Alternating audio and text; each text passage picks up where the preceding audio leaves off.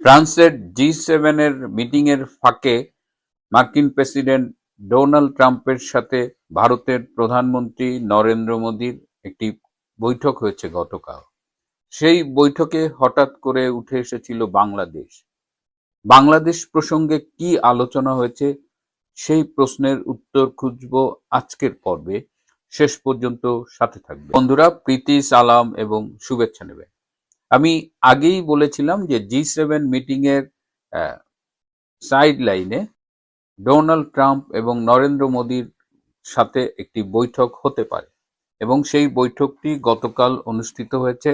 এবং সেই বৈঠকের পরে তারা যে জয়েন্ট ডিক্লারেশন দিয়েছে, সেখানে সাংবাদিকদের যে ভিড় ছিল, যে কোলাহল ছিল, যে প্রশ্ন ছিল, তাতে পুরা জি7, এই গ্রুপ 7 বৈঠকের যে গুরুত্ব তার চেয়ে বেশি গুরুত্ব পেয়েছে। বিশেষ করে আমরা যারা সাউথ এশিয়ার পলিটিক্স নিয়ে কথা বলি, খোঁজ খবর রাখি, তাদের কাছে এই সাইড বৈঠকটি মূল বৈঠকের মতোই গুরুত্বপূর্ণ হয়ে উঠেছিল।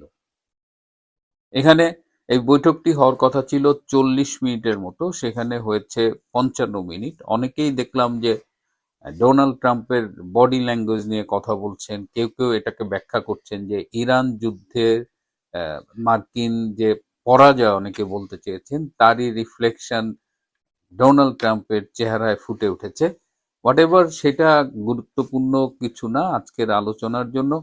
যে আলোচনাটা মূলত নরেন্দ্র মোদী এবং ডোনাল্ড ট্রাম্পের মধ্যে হয়েছে, সেটি ইতিমধ্যেই আমরা অনেকটা জানি। যে ইরান সংকট নিয়ে আলোচনা হয়েছে, হরমুজ প্রণালী নিয়ে আলোচনা হয়েছে, ভারতীয় নাবিকদের নিরাপত্তা নিয়ে আলোচনা হয়েছে। কারণ ভারতীয় নাবিকরা কিন্তু এই সারা বিশ্বব্যাপী এই জাহাজে, প্রচুর জাহাজে কাজ করে, এবং তারা এই শিপ ট্রান্সপোর্টের একটা গুরুত্বপূর্ণ অংশ তারা।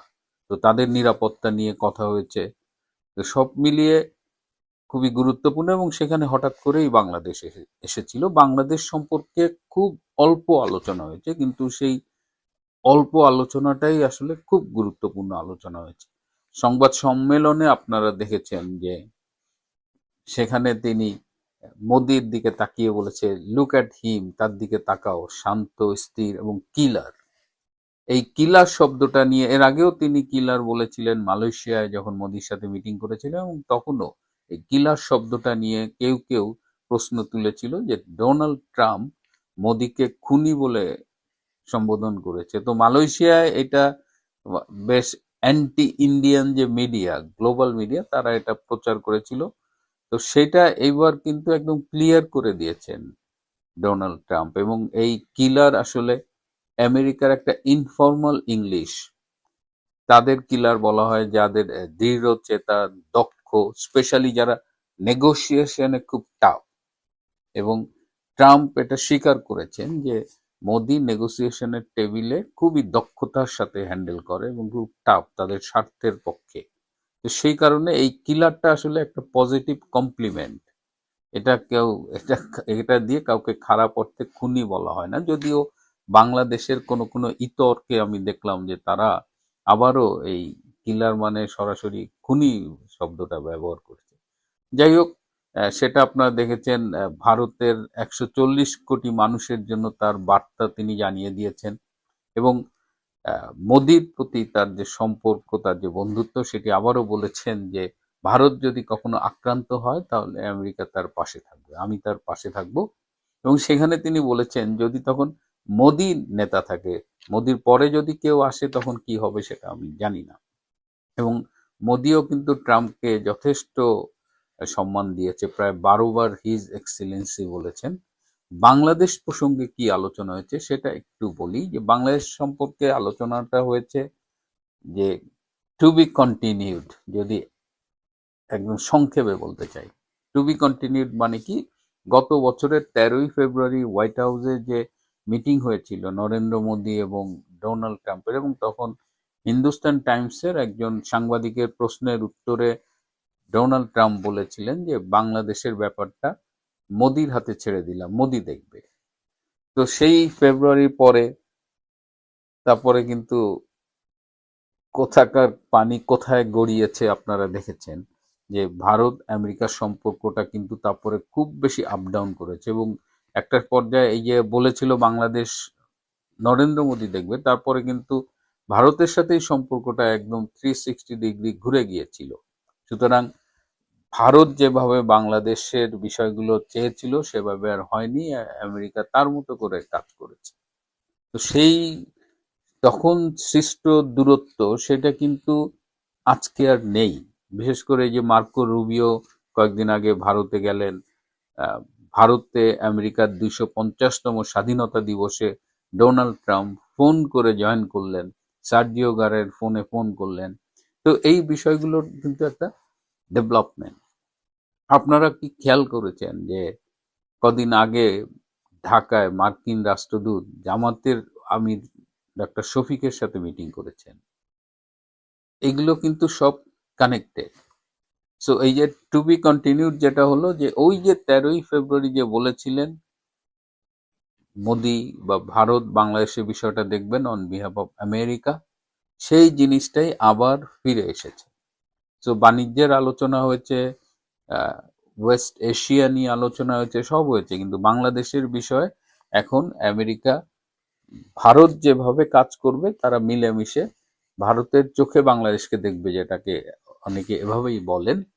তো সেই জিনিসটা কিন্তু গতকাল ট্রাম্প আর মোদির বৈঠকে পুনর্বার নিশ্চিত হয়েছে, খুব অল্প কথায়, যে এটা ডান ডিল আর কি, এটা তুমি দেখবে, এরকম একটা অবস্থা।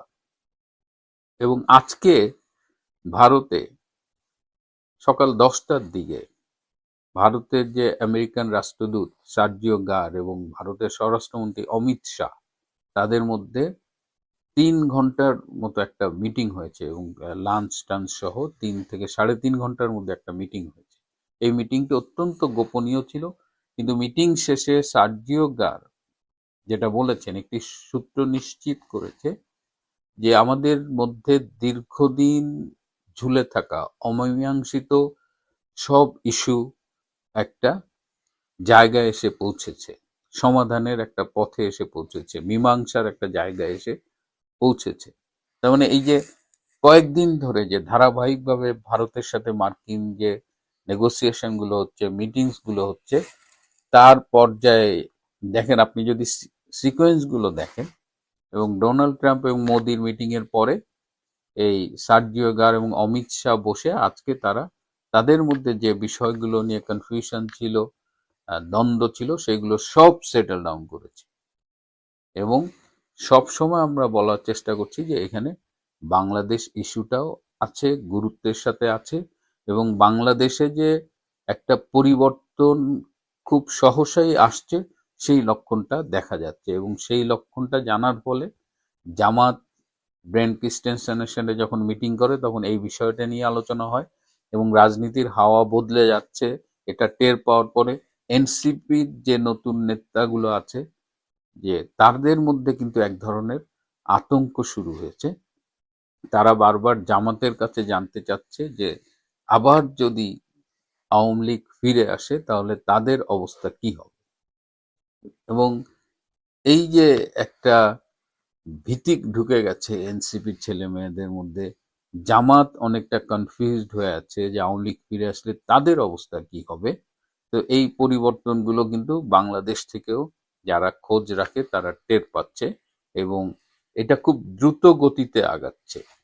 বাংলাদেশ এই যে জুলাইয়ের আগস্টের যে জঙ্গি অভ্যুত্থানটা হয়েছিল এবং তার যে লক্ষ্য ছিল, সেই লক্ষ্য সেই জায়গাগুলোতে কিন্তু এখন আর নেই। আমেরিকাও তার অবস্থান পরিবর্তন করেছে। ভারত যেভাবে চাইছিল আমেরিকার সাথে মিলে বাংলাদেশের ব্যাপারে, দক্ষিণ এশিয়ার ব্যাপারে অনেকটা সেভাবেই কাজ করা হবে। সুতরাং আমি আগেও বলেছিলাম যে এই মিটিং সম্পর্কে আমি যখন জানতে পারবো আপনাদের জানাবো, এবং আজকে দেরি হওয়ার এটাই মূল কারণ, যে আমি খবরগুলো একদম অথেন্টিক সোর্স থেকে খবরগুলো পেতে আমার একটু সময় লেগেছে। তো এখন দেখা যাক, রাজনীতিতে আমরা যতটুকু দেখি সেটি পুরো গেম না, বরং যতটুকু দেখি না সেখানেই মূল খেলাগুলো চলে। তো সেই খেলাধুলা শুরু হয়েছে বেশ কয়েক মাস আগে, এখন শেষের দিকে, এবং আমরা একের পর এক এর রেজাল্ট দেখতে পাবো। প্রিয় বন্ধুরা, আজ এ পর্যন্তই। ভালো থাকবেন, সুস্থ থাকবেন। তার চেয়েও জরুরি হলো নিরাপদে থাকবেন। সবাইকে অনেক ধন্যবাদ।